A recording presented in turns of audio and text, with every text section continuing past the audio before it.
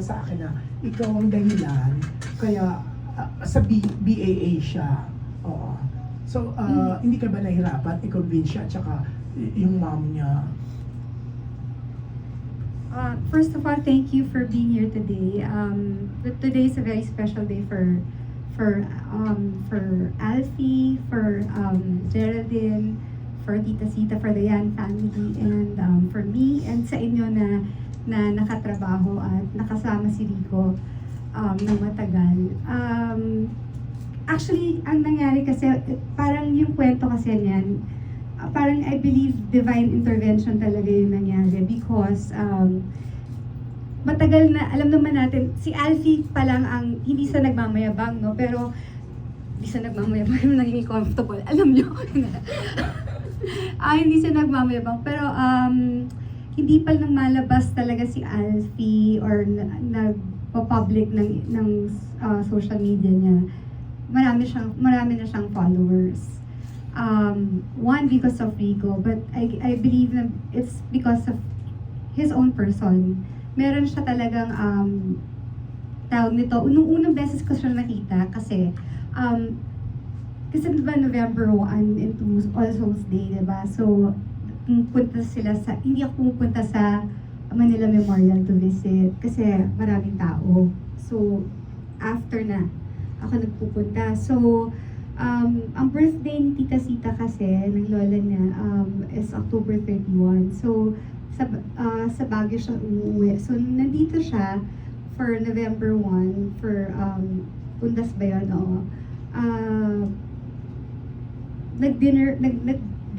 Nag-lunch kami sa labas, sa Kimpura, favorite restaurant namin ni Rico yun. So, first time ko nakita si Cheska, kasi si Cheska at si Martina na-meet ko na, mga ate niya, pero hindi ko pa na-meet si Alfie.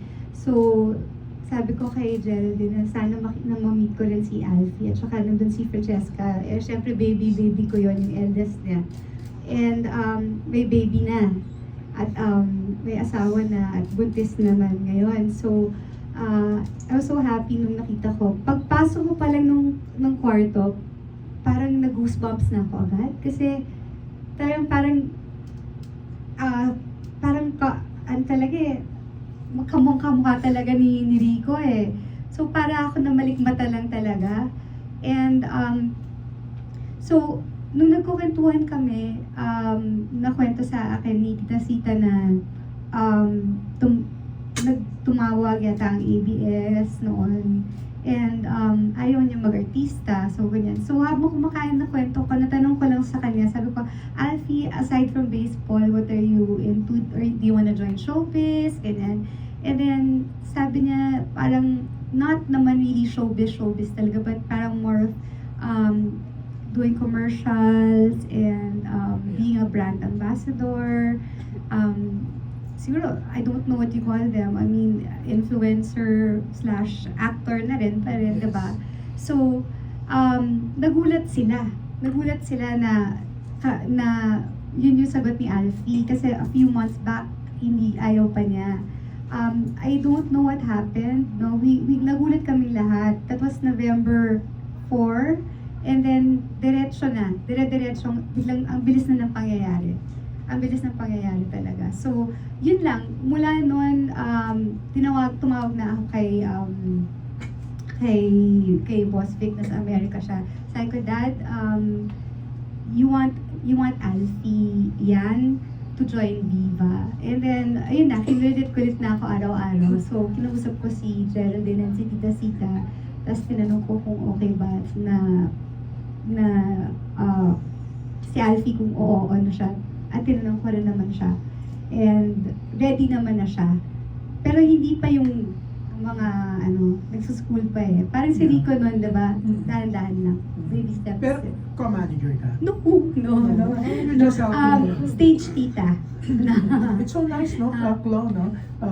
Yung iba kasi sinasabi, till death do us part. Pero ikaw, talagang dire-diretso kahit wala na talaga si Rico, hindi na natin siya kapiling. Pero nandyan ka pa rin for the family. Ganun yung pagmamahal mo. Yes, sobra. Kasi naman, sobra naman din nila ako minahal.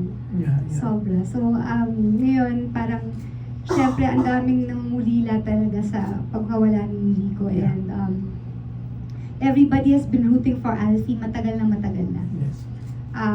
And you know, sabi ko nga kay Geraldine at sa daddy niya si Francis, sabi ko na thank you because parang nung pumayag sila na mag-join si Alfie sa showbiz, nabuhayan ng loob ang RYCB, Rico Claudine fans, ang Rico Yan fans, even yung lola niya, Lola's boy siya so, nabuhayan ng loob. So, ako gusto ko lang magpatuloy kasi alam ko yung mga hope syempre and dreams of Rico noon. Yes, yes.